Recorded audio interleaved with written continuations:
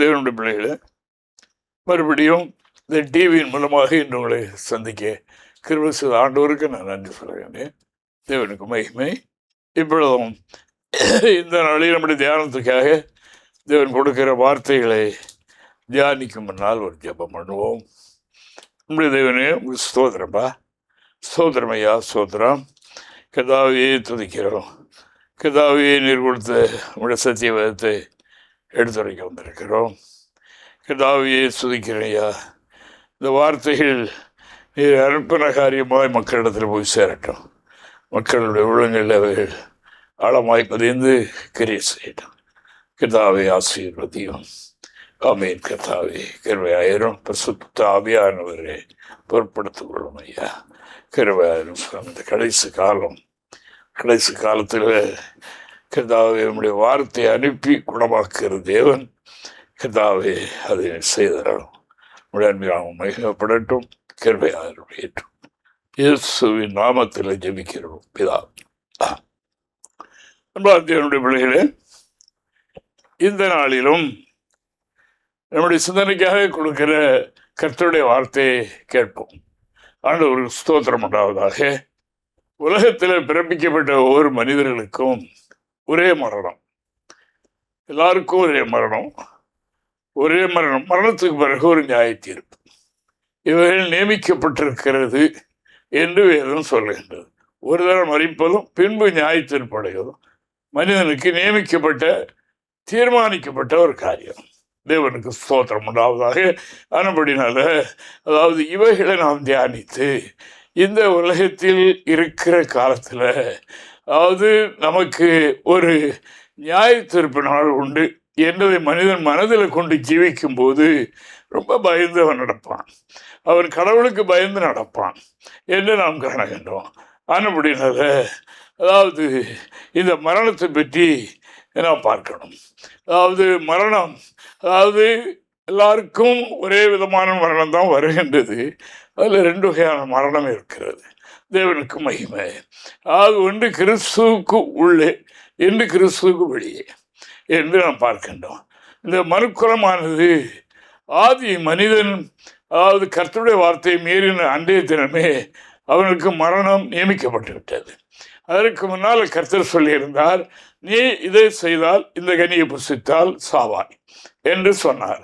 ஆனால் சாத்தான் சொன்னான், அப்படி இல்லை, நீ சாக மாட்டீர்கள் என்று அவன் அதற்கு எதிர்விதமான வார்த்தைகளை சொன்னான். ஆனால் மனிதர்கள் கர்த்தருடைய கட்டளையை மீறின அன்றே அவர்களுக்கு மரணம் நியமிக்கப்பட்டு விட்டது. அதற்கு முன்னால் அவர்கள் மரணத்துக்கு நியமிக்கப்பட்டவர்கள் என்பதை நாம் அறிய முடியாது. அப்படிப்பட்ட நல்ல அவர்கள் தேவனை போல அந்த மனிதர்கள் உருவாக்கப்பட்டிருந்தார்கள். தேவ சாயல், தேவ ரூபம், எல்லா அமைப்பும் அப்படித்தான் இருந்தார்கள். அப்படின்னா சாகாரவர்கள் கூட இருக்கட்டும். தேவனுக்கு மகிமை. ஆனபடினால மனிதன் தேவனுடைய ஆலோசனை கட்டளை என்று மீறினானோ, என்று தேவனை இழந்தானோ, அன்று முதற்கொண்டு அவனிலே மரணம் நிச்சயிக்கப்பட்டு விட்டது என்று நாம் காணுகின்றோம். தேவனுக்கு மகிமை. அந்த மனிதனுக்கு தான் கர்த்தர் சொன்னார், நீ மண்ணிலிருந்து எடுக்கப்பட்டால் மண்ணுக்கே திரும்புவாய் என்று சொல்லிவிட்டார். மரணம் மனிதனுக்கு. உலகத்தில் வாழ்கின்ற எத்தனை கோடி மக்களும் அந்த ஆதி மனிதனாகிய ஆதாமுடைய சந்ததிகளே என்று நாம் காணுகின்றோம். அவர்களுக்கு தான் கொடுக்கப்பட்டிருக்கிறது மரணம். அதாவது ஒரு தரம் மனிதனுக்கு மரணம், அது எப்போதும் இருக்கலாம், அதுக்கு கேரண்டியும் கிடையாது. தேவனுக்கு மகிமை. எப்பொழுதும் மறிப்பான். ஆனால் மறித்த பிறகு ஒரு நியாய தீர்ப்பு மனிதனுக்கு இருக்கிறது. இரக்கமுள்ள தேவன் மனிதன் நியாயந்திருக்கப்பட்டு கோபாக்கினுக்குள், நரகத்திற்குள் நீடொழியாய் என்றென்றும் அழுந்துகிற இடத்திற்கு போய்விடக்கூடாது என்பதற்காக பிதாவாகிய தேவன் குமாரனா இயேசுவை இந்த பூமிக்கு அனுப்பினார். இதற்கு வந்தார் பாவிகளை ரட்சிக்க. தேவனுக்கு மகிமை. பாவம் செய்த மனிதர்களை ரட்சித்து அவர்களுக்கு நியாய தீர்ப்பு இல்லாமல் ஆக்குவதற்காக அவர் வந்தார் என்று நாம் காணுகின்றோம். தேவனுக்கு மகிமை உண்டாவதாக. பாவிகளை ரட்சிக்க கிறிஸ்து உலகத்தில் வந்தார் என்கிற வார்த்தை எல்லா அங்கீகரிப்புக்கும் பாத்திரமானவைகள் என்று எழுதியிருக்கிறது. மாற்றப்படாத ஒன்று. ஆனால் அந்த இயேசுவை ஏற்றுக்கொள்கிற மனிதனுக்கு நியாயத்தீர்ப்பு இல்லை. ஏற்றுக்கொள்வது என்று சொன்னால் அவருடைய வார்த்தையின்படி ஜீவிக்கிறவர்கள். ஆதியில உண்டான தவறுதானே இன்னைக்கு அதானே நடக்கிறது. கிறிஸ்தவர்களாய் கிறிஸ்துவ ஆலயத்துக்கு போகிறதுனால அவர்கள் கிறிஸ்தவர்கள் அல்ல, அவர்களுக்கும் இந்த அதாவது எல்லா உலக மக்களுக்கும் அதாவது கூறப்பட்ட வாக்குத்தான் அவர்களுக்கும் நியாய தீர்ப்பு உண்டு என்று நாம் காணுகின்றோம். தேவனுக்கு மகிமை உண்டாவதாக. இங்கே அப்போஸ்தலனாகிய யோவானுக்கு ஒரு சத்தம் உண்டாயிட்டு பாருங்க. பரலோகத்தில் இருந்து அந்த சத்தம் உண்டாயிற்று, தேவனுக்கு மகிமை என்ன சத்தம்.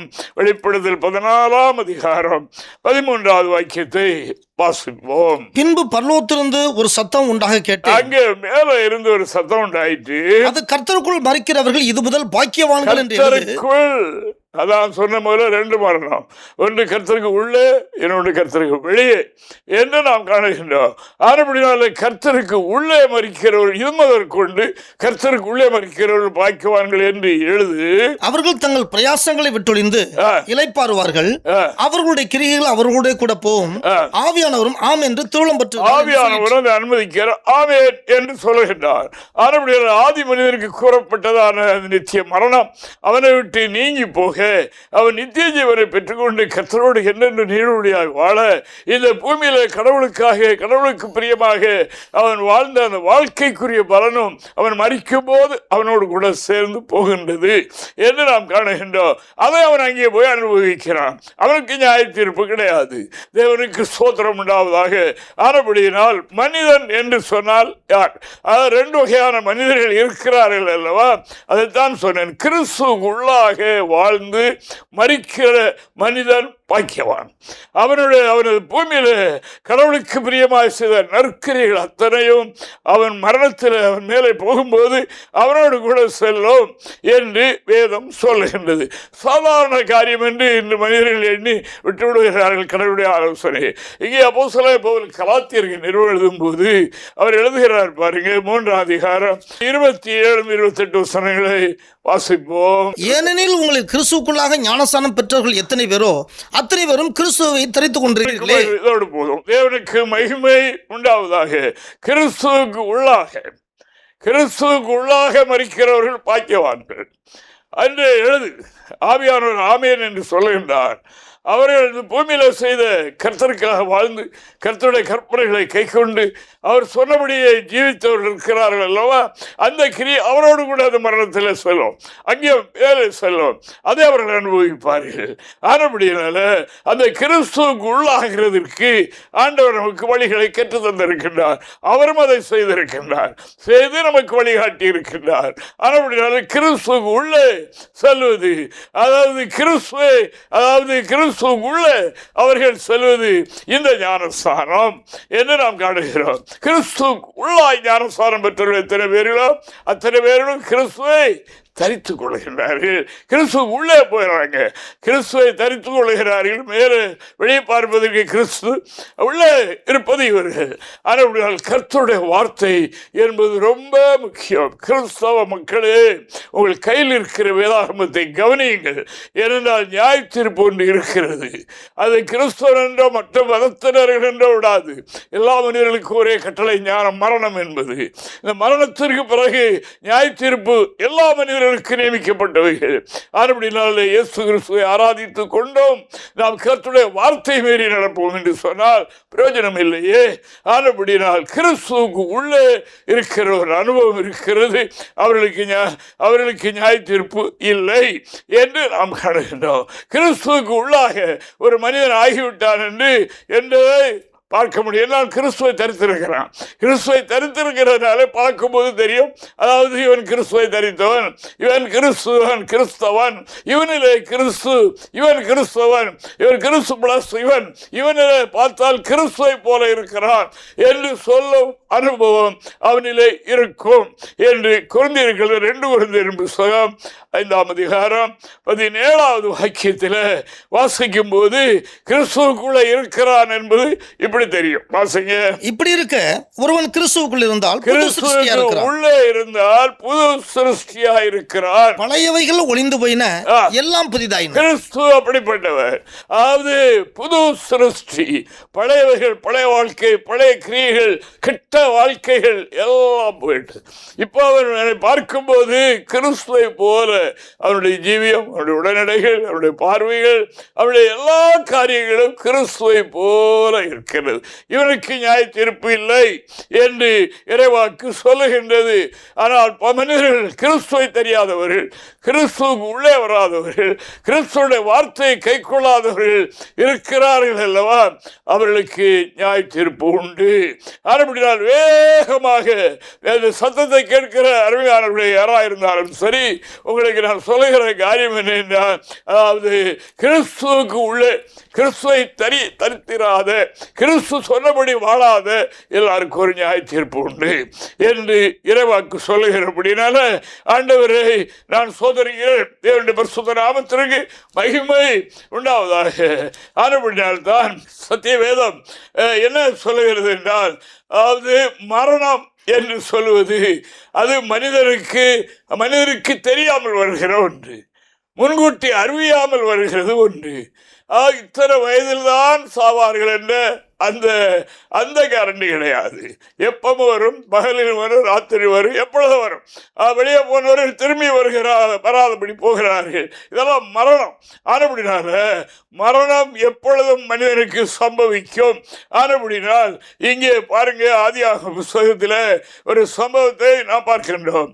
27ஆம் அதிகாரம் 2வது வாக்கியத்தை வாசிக்கும் போது, இங்கே ஈசாக்கு தன்னுடைய மூத்தமனாகிய ஏசாவை ஒரு நாள் அழைத்து அவருடைய வார்த்தை நின்றால், மகனே, நான் உன்னை ஆசீர்வதிக்கணும், ஆனபடினால நீ எனக்கு பிரியமான ஆகாரத்தை சமைத்து கொண்டு வா என்று சொல்லி அனுப்பினார். சொல்லும்போது சொன்னார், அதாவது நீ கொண்டு வசிக்கிறமாக எனக்கு மரணம் எப்பொழுது சம்பவிக்கிறது என்று தெரியாது. ஆனபடினால் அப்படிப்பட்ட ஒரு வாழ்க்கையில இருக்கிற, எப்பொழுது எனக்கு ஆகலாம், நான் உயிரோடு இருக்கும் போது என்னுடைய ஆசீர்வாதத்தை பெற்றுக்கொள் என்று சொல்லி சொன்னதாக. ஆனபடியால் அன்பான கர்த்தருடைய பிள்ளைகளை, உயிரோடு இருக்கிறவர்களிடத்தில் தான் ஆசீர்வாதம் பெற முடியும். உயிரோடு இருக்கும் வரைக்கும் தான் நாம், அதாவது நியாய தீர்ப்புக்கு உட்படாத கிறிஸ்துவை தரித்துக் கொள்ளுகிற, கிறிஸ்துவுக்கு உள்ளாய் வாழுகின்ற கர்த்தரை நமக்கு நியமித்திருக்கிற கட்டளைகளை, கற்பனைகளை கை கொள்ள முடியும்.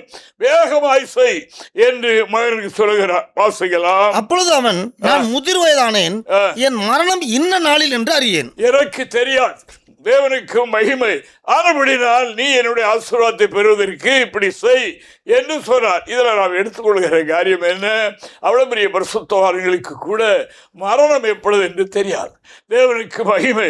ஆனபடினால் தான் செய்ய வேண்டிய காரியம் கொடுக்கப்பட்டிருக்கிற இந்த வாழ்நாள் காலங்களில் வேகமாய் வேகமாய் வேகமாய் வேகமாய் நாளைத்தன நம்முடையது அல்ல என்கிறதை உணர்ந்து, மனிதர்களே, அது எவ்வளவுதான் செல்வங்கள், செல்வாக்குகள், அதிகாரங்கள், எவ்வளவுதான் அதாவது உயர்கல்வி, பெரிய பட்டங்கள் வாழ்க்கையில் எவ்வளவு இருந்தாலும் சரி, தலைவராயிருந்தாலும் சரி, யாராயிருந்தாலும் சரி, அதாவது எல்லாரும் மனிதர்களே என்ற உணர்வோடு பூமியில வாழ வேண்டும். தேவனுக்கு மகிமை. மரணம் அதாவது அவர் என்று விட்டு விடாது. இல்லை, மரணம் வரும்போது இல்லை இப்போ கொஞ்ச நாள் கழித்து வா என்று சொல்ல முடியாது என்று பிரசங்கி புஸ்தகத்தில் அந்த ஞானி எழுதுகிறார். பாருங்க, பிரசங்கியின் புஸ்தகம் 8ஆம் அதிகாரம் 8வது வாக்கியத்தை வாசிங்க.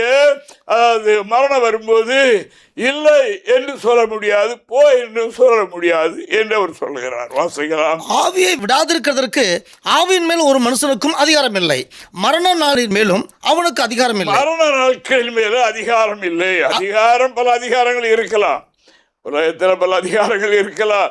அந்த அதிகாரத்தை இங்கே பயன்படுத்த முடியாது. மரணம் என்பது முக்கியமானது.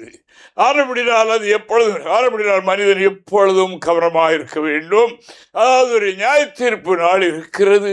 நியாய தீர்ப்பு என்றால் நியாயம் தீர்த்து அங்கே அதோட முடிந்தது. அதான் கடைசி சம்பவம். நியாயம் தீர்த்து அங்கே இங்கே லெஃப்ட் ரைட்னு பிரித்து, அதாவது நித்திய நரகத்துக்கு போகிறவன் அங்கே போகிறான், அதாவது தேவனுடைய வீட்டுக்கு போகிறவன் தேவனுடைய வீட்டுக்கு போகிறான். அப்படினால் நீங்கள், அதாவது நாம் இன்று எப்படி இருக்கிறோம் என்கிறதை உணர முடியாக இந்த வாக்கியம் நமக்கு நேராக வருகின்றது. தேவனுக்கு ஸ்தோத்திரம். நினைக்கலாம் அதாவது எனக்கு எல்லாம் யார் என்னை கேட்க முடியும் என்று சொல்லலாம், அதாவது நான் செய்கிறதை யார் கண்டுபிடிக்க முடியும், நான் அவ்வளவு பெரிய திறமையான ஆள் என்று சொல்லலாம். ஆனால் எனக்கு ஒரு தேவ தரிசனம் ஒரு நாள் உண்டானது. நான் அதாவது குஜராத் ஊழியத்துக்கு நான் போகும்போது சூரத் பிளைட்டில் போய்கொண்டிருக்கும் போது நான் இந்த தரிசனத்தை கண்டேன். பரலோகம் திறந்திருக்க, அங்கே நியாயசனங்கள் இருக்க, அதற்கு முன்னாலே புஸ்தகங்கள் வைக்கப்பட்டிருக்கிறதை கண்டேன். தேவனுக்கு மகிமை. ஆனபடினால் அப்பொழுது எனக்கு இன்னொரு பார்வை ஏற்பட்டது. அப்படின்னால் இங்கே நாம் செய்கிற எல்லாம் அங்கே பதிவாகி கொண்டே இருக்கிறது. தேவனுடைய சிங்காசனத்துக்கு முன்பாக இருக்கிற புஸ்தகத்தில் அதில் ஒன்று விடாமல் பதிவாகிறது. மரணத்திற்கு பிறகு கடைசி நாட்களில் சிறியவரோ பெரியவரோ யாரா இருந்தாலும் சரி, அங்கே பாகுபாடு இல்லை. எல்லோரும் அந்த சிங்காசனத்தில் இருக்கிற தேவனுக்கு முன்பாக நிற்பார்கள். அங்கே புஸ்தகங்கள் திறக்கப்படும், இவர்களுடைய பாகங்கள் திறக்கப்பட்டு வாசிக்கப்படும் என்று வெளிப்படுத்தல் 20ஆம் அதிகாரம் 12வது வாக்கியத்தை வாசிக்கும் போது நாம் பார்க்கலாம். மரித்தோராகிய சிறியோரையும் பெரியோரையும் தேவனுக்கு முன்பாக நிற்க கண்டேன். அங்கே சிங்காசனங்கள் போடப்பட்டது. அதில் ராஜாதி ராஜாவாக சர்வலோகத்துக்கும் ஆண்டவராக இருக்கிற தேவன் இந்த பூமிக்கு ஏழை போல எடுத்து இங்கே மனித ரட்சிப்புக்காக இத்தனை பாடுகளை பட்ட அவர் அன்று எப்படி இருப்பார்? ராஜாவாக அங்கே இருப்பார். அவர் ஒன்றும் செய்ய மாட்டார். அங்கே புஸ்தகம் இருக்கிறது. அங்கே மரித்தோர் சிறியோர் வந்து நிற்பார்கள். இதுவரைக்கும் மரித்தவர்கள் எல்லாம் வந்து நிற்கும் போது இவர்கள் ஒன்றா இயேசு ஆண்டவருக்கு முன்னால வந்து நிற்கும் போது புஸ்தகங்கள் திறக்கப்படும். இவர்களுடைய பேஜைகள் வாசிங்க. அப்பொழுது புஸ்தகங்கள் திறக்கப்பட்டன. ஜீவ புஸ்தகம் என்னும் வேறொரு புஸ்தகமும் திறக்கப்பட்டது. அப்பொழுது அந்த புஸ்தகங்களில் எழுதப்பட்டவர்களின்படியே புஸ்தகங்களில் ஞாபக புஸ்தகத்தில் எழுதப்பட்ட பிரகாரம் மரித்தோர் தங்கள் கிரிகளுக்கு தக்கதாக நியாயத்தீர்ப்படைந்தார்கள். தேவனுக்கு மகிமை. அங்கே நான் பார்க்கும்போது என்ன பார்க்கிறேன் என்றால், அதாவது ராஜாதி ராஜாவாக சர்வலோகத்துக்கும் ஆண்டவராக இருக்கிற தேவன் உட்கார்ந்திருக்கிறார். அவருக்கு முன்னால் புஸ்தகங்கள் இருக்கிறது.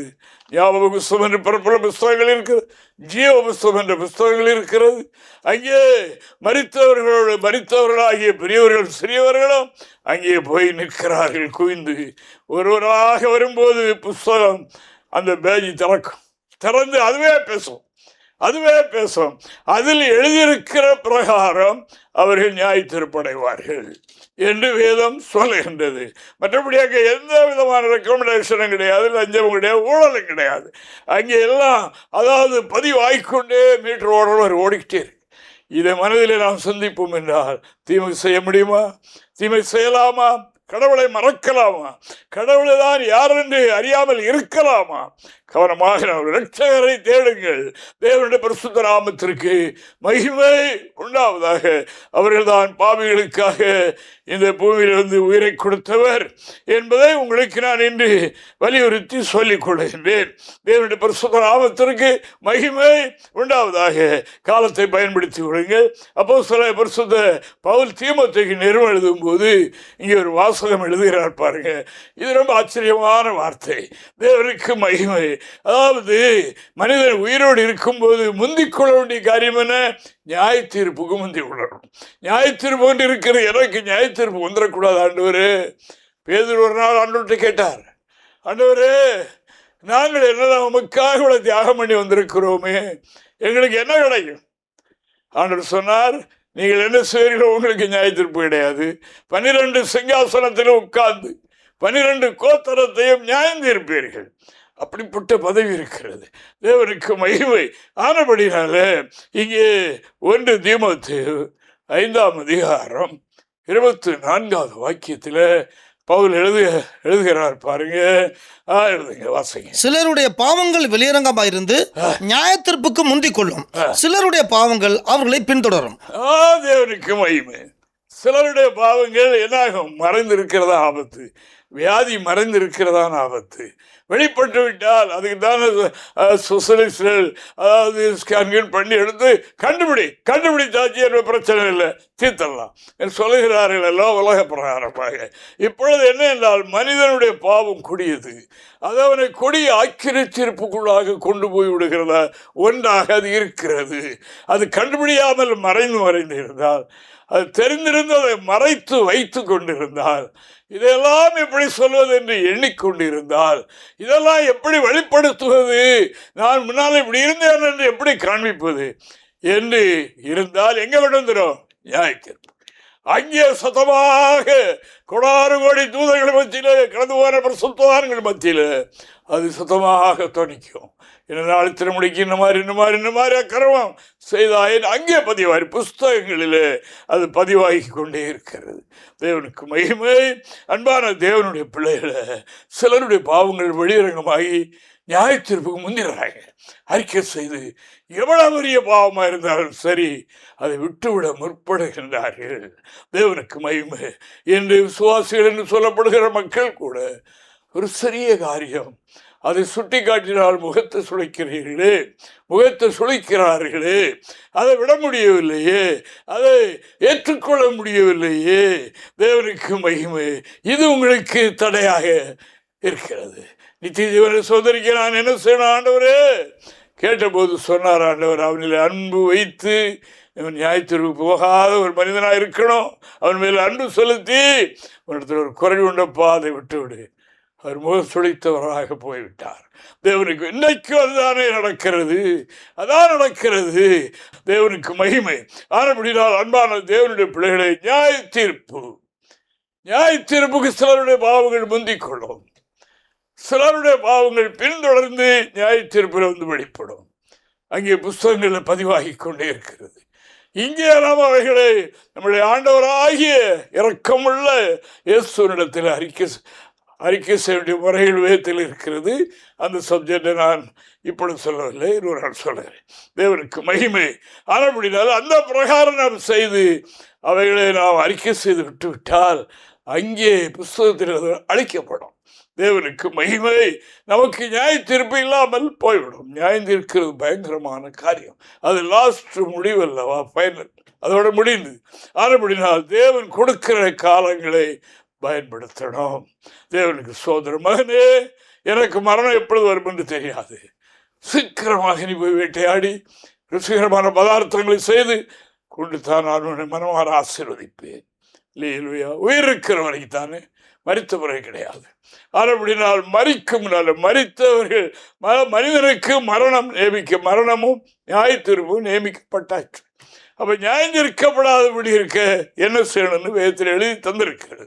இந்த வார்த்தைகளை சரியாக கை கொண்டு விட்டால் அவர்கள் நியாயந்திருக்கப்பட மாட்டார்கள், மற்றவர்களை நியாயந்திருக்கிறவர்களாக ஆகிவிடுவார்கள். தேவனுக்கு மகிமை உண்டாவதாக. அந்த நிலைக்கு தான் கர்த்தர் இன்று எதிர்பார்த்து நிற்கிறார். தேவனுடைய பிள்ளைகளை பார்த்து விசேஷமாக தேவனை ஆராதிக்கிற கடவுளை, இயேசுவை அறிந்து கொண்டவர்களை நோக்கி கொண்டே இருக்கிறார்.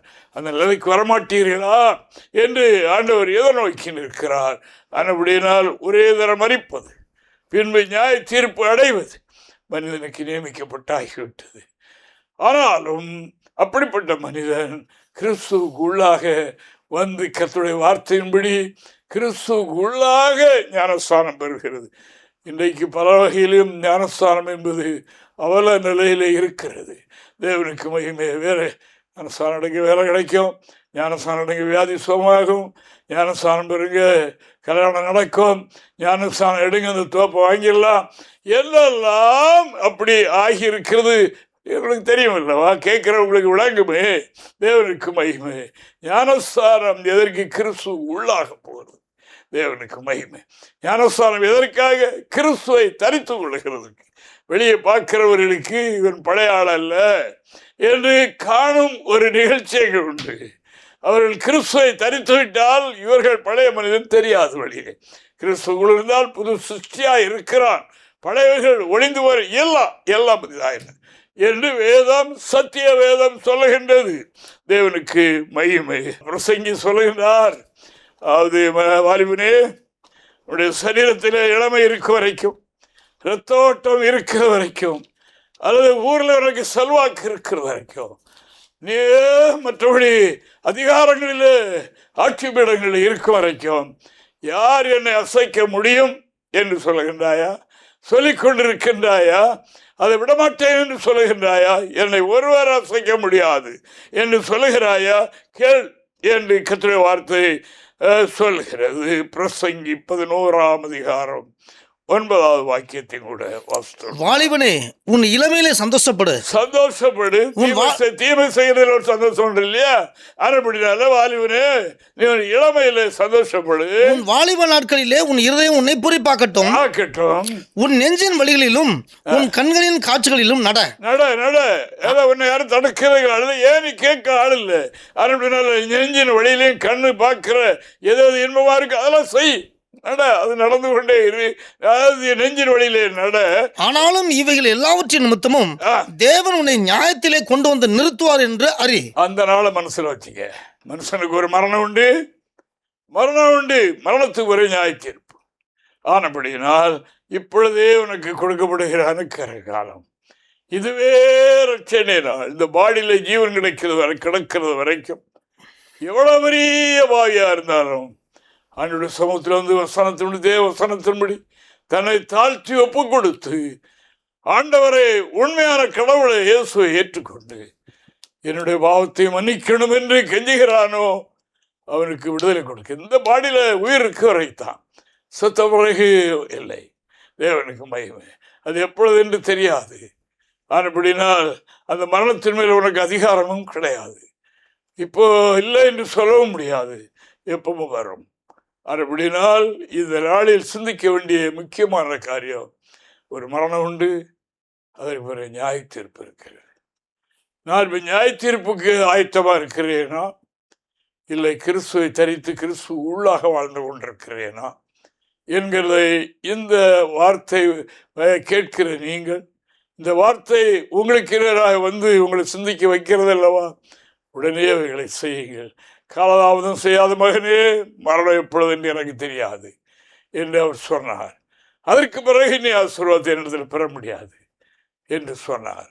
அதுபடியால் இந்த வார்த்தை உள்ளத்தில் தங்கி இருக்கட்டும். ஒரு வசனத்தை மட்டும் நான் இப்பொழுது வாசிப்போம். மார்க் 9ஆம் அதிகாரம் 43, 44.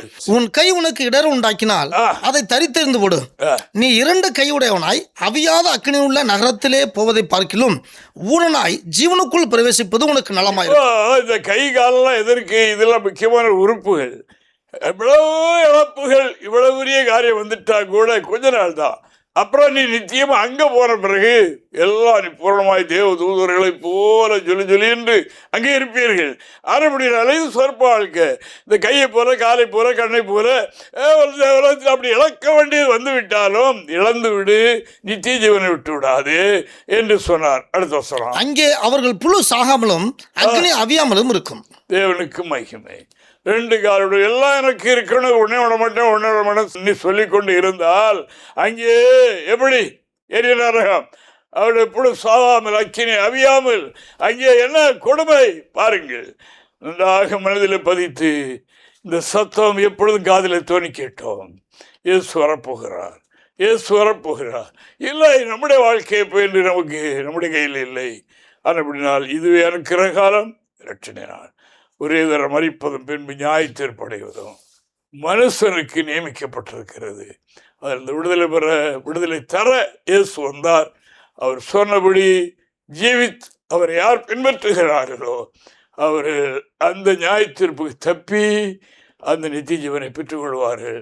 நாம் அனைவரும் அதை பெற்றுக்கொண்டு இயேசு வரும்போது ஒரு அழைக்க ஆயத்தப்படுவோம். கர்த்தரை ஆசீர்வதிப்பார். ஜெபிப்போம். அன்பானவரே, ஸ்தோத்திரம். கிருபைநாதாவுக்கு நன்றி, நன்றி கர்த்தாவே. தேவனே ஸ்தோத்திரம். நீர் கொடுத்த வார்த்தை வசனத்தை விதைத்தோம். ஏதாவது நிலத்தில் விழுந்து விதை போல பலன் கொடுக்கட்டும். மக்களுடைய ஆழமாய் கிரியை செய்யட்டும். கேட்கிறதைகளை விட்டு விடாதபடி கை கொள்ளட்டும். கை கொண்டு அதனால் நன்மைகளை பெற்று எங்கும் கூட்டமாய் மக்கள் நித்திய ஜீவனை சுதந்திரிக்க சாத்தான் வைத்திருக்கிற தண்டனைக்கு ஒரு நாளாகாதபடி நியாய தீர்ப்புக்கு போய்விடாதபடி காத்துவர். கிருபையாயிரும். வார்த்தைகளுக்காக நன்றி. அனுப்பின காரியமாய் வாக்கியம் செய்யும், பெரிய காரியங்களை செய்யும், தடைகளை மாற்றும். இயேசுவின் நாமத்தில் ஜெபிக்கிறோம் பிதாவே. ஆமென். ஆமென். ரைட்.